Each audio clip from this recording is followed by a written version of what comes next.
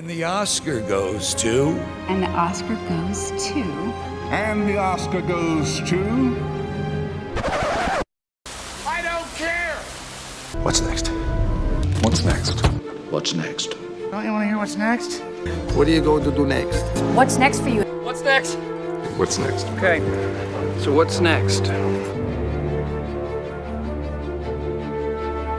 I'm Connor Old, and welcome back to another episode of After the Gold. And this week we're going to be looking at 2009's A Serious Man from the Coen Brothers, one of the most fascinating Best Picture follow-ups, and just how uniquely Coen Brothers it is. But if you're new to the series, what I do every single week is discuss a Best Picture follow-up movie. What movie did the director make right after winning Best Picture, and what does that tell us about their style, their themes, what interests them most? What did they take the kind of cachet and blank check status that they achieved after winning Best Picture, and what do they do with it? How did it get made? What was the increase in production value? Ultimately, how many Oscars did it win or not win, or did it even get nominated? That's the kind of first half of the video, the production history, the why I'm fascinating, why I decided to choose this movie. And then the second half of the movie, giving my thoughts on the film, where it stands in the modern day kind of status of film culture, and whether I like it or not. We don't really have a kind of overarching view in terms of which movies we cover next week versus the past week. We kind of jump all over the place based on essentially what I find interesting. Sometimes it's the film itself, sometimes it's the production history. This show is a little bit more of the film itself, but I think it's fascinating that this is the film that the Coen Brothers decided to do with all the cachet that they've had, and actually was a little bit of an interesting production history that I ended up finding out about, which I want to share with you today. But if you're new to the series as well, I'd love to hear your comments down below. Feel free to let me know if you're enjoying the series. We've been doing a bunch of different episodes now, all about different Best Picture follow-up movies. And if you're interested in hearing, future Best Picture follow-up films, feel free to let me know in the comments down below.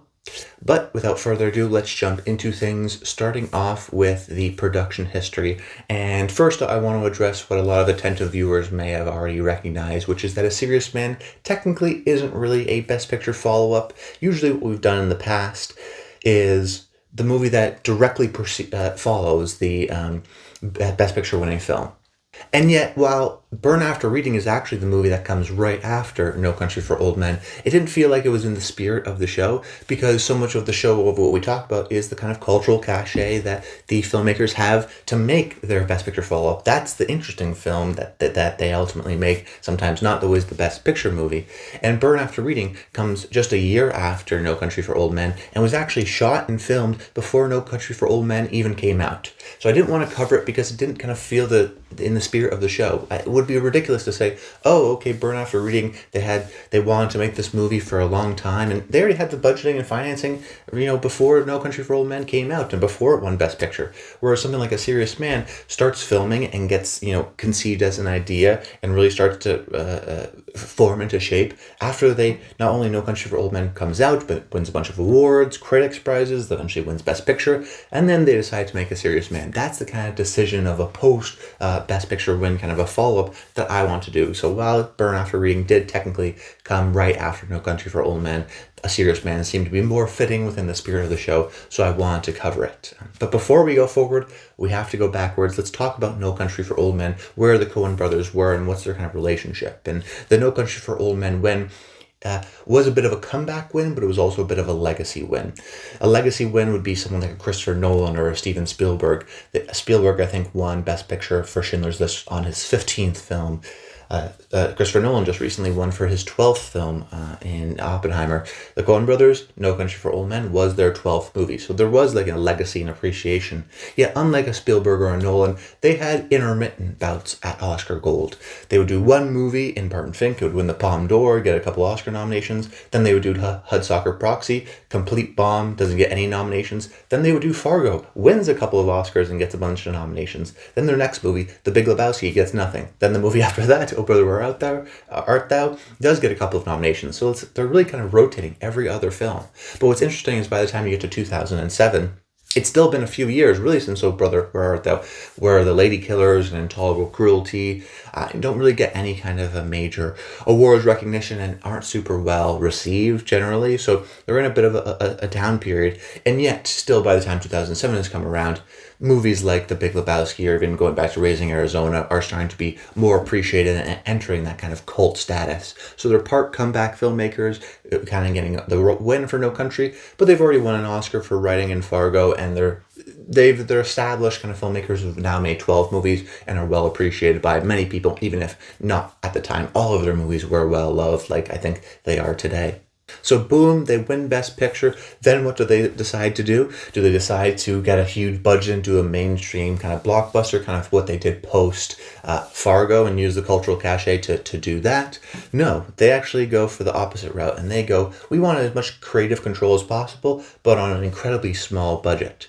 What was fascinating doing the research for this episode was that, the previous movies they made before this was Intolerable Cruelty, for example, cost $60 million.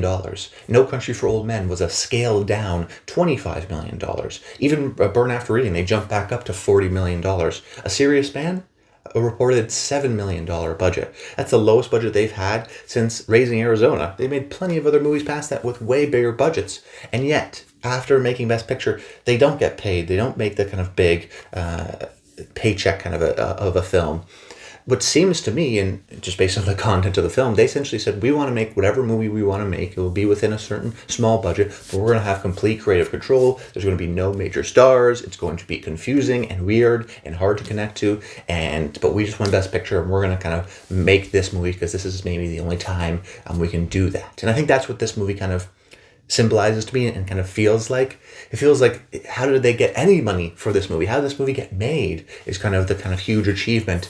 And that's something that we haven't seen yet, where oftentimes they'll have, a film, that the filmmaker's next film will be a movie that is upwards in budget, or maybe sometimes in line with some of their previous work. And while Serious Man is in line with their previous work, it's the one where it seems like they just want to make exactly the movie they wanted to make. They knew it was kind of uncommercial, but they were just so interested in making this that they were kind of going to use that post Best Picture cultural cachet to make essentially whatever movie they wanted. And that's what it kind of feels like. The movie comes out, I think ultimately it was a success in the sense of it made $30 million at the box office, got nominated for Best Picture, although this was the first year where it got an expanded 10 lineup, so it only got a couple of Oscar nominations, but hey, in the annals of Oscar history, it got nominated for Best Picture, and it made a little bit of money, and it allowed the Coen Brothers to, I think, make a kind of a bit of a coda for the rest of their films, and just how indicative it is of their worldview and whatnot. But speaking about that now, transitioning more so into my thoughts,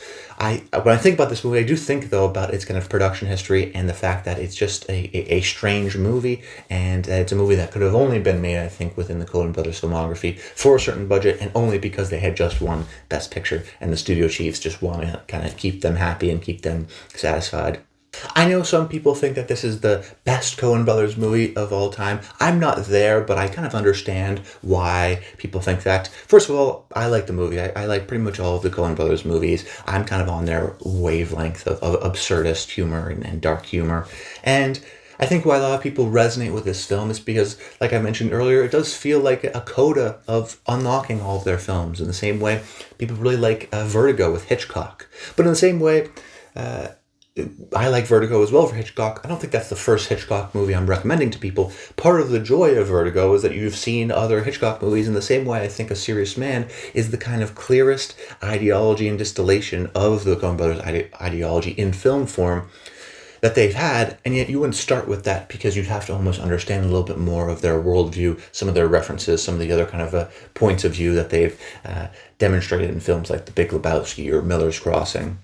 And they tell this story through this series of vignettes of this Jewish man who's having a midlife crisis and questioning the world, and we see the kind of bleakness of how there's no answers and the strangeness and the mysteriousness of the world, but then, and how that's kind of scary that no one's watching over us maybe all the time. But then there's the kind of absurdity and hilarity of the kind of randomness of life, of the rules that we've kind of imposed on this worldview that has no control. It's a very kind of absurdist point of view, but I think it's clear that the Coen brothers have had this point of view throughout all of their films and find a lot of kind of dark humor within it. And if you're able to kind of match that wavelength, it's just a great playground for the Coens to explore these themes, because it's kind of not a clear main driving plot story, lots of more kind of vignette type situations, so it allows the Coen brothers to have these very unique, interesting one-off characters. But what I like about this movie in particular is that when I think of the Coen brothers, sometimes I think of like great ensembles or there's great kind of side characters, but the best Coen Brothers movies, I think, have the best lead characters. I think Larry Gopnik, played by Michael Stuhlbarg, is right up there with Marge Gunderson or The Dude in kind of classic, great lead performances and characters in Coen Brothers films. Of course, he's a wonderfully written character, but so much of the film is also reliant on Stuhlbarg and his facial reactions. What I think he nails so much about the character is his meekness and oftentimes his wanting to say something, but he can't necessarily get it out. So you have these very kind of about to speak kind of facial expressions that he's so kind of perfect towards, and that kind of shyness and that meekness before it ultimately kind of jumps out and explodes.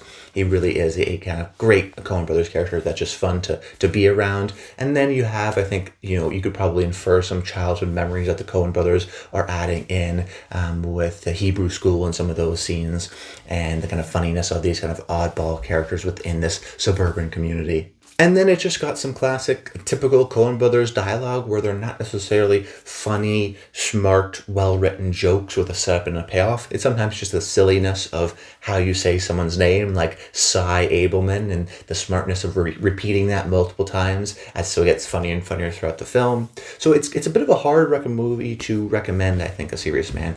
And yet, it's a classic movie within the Coen Brothers filmography. I do think it is a bit of a coda in terms of understanding their worldview and their kind of dark humor. And yet I know some people that just don't really vibe with the Coens, that they don't kind of understand their humor and they don't laugh too much, and they can appreciate a movie like No Country for Old Men, but a Serious Man is completely kind of removed from that. So it is a bit of a tough recommend, but I do think if you kind of match its wavelength and you are on its wavelength and you are a Coen Brothers fan, this is definitely one of the best and maybe most underrated Coen Brothers movies, just because of how clear its ideology is, how it helps you, I think, unlock some of the other films, and just because of Larry Gopnik being a terrific character that is constantly questioning things and is still able to kind of have that questioning of the Coen Brothers, but also that kind of angry frustration and humorous frustration that so many of their characters have.